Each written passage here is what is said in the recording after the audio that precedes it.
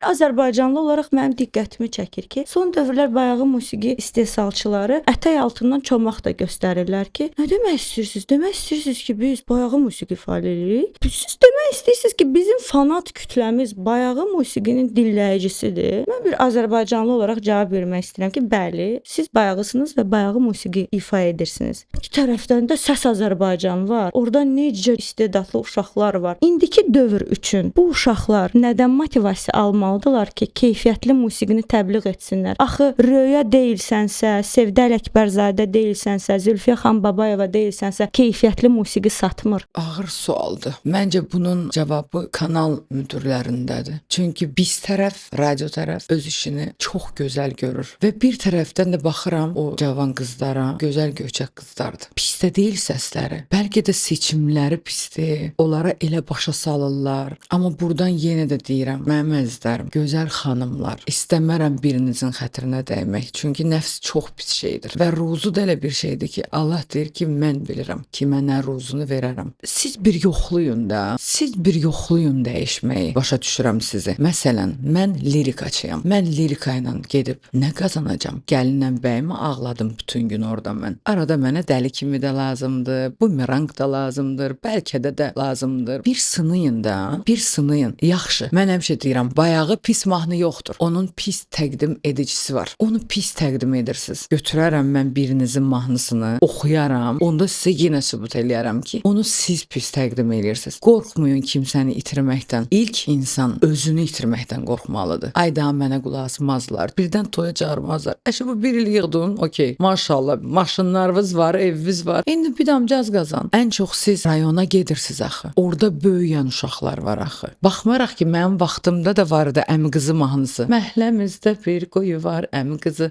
Ana.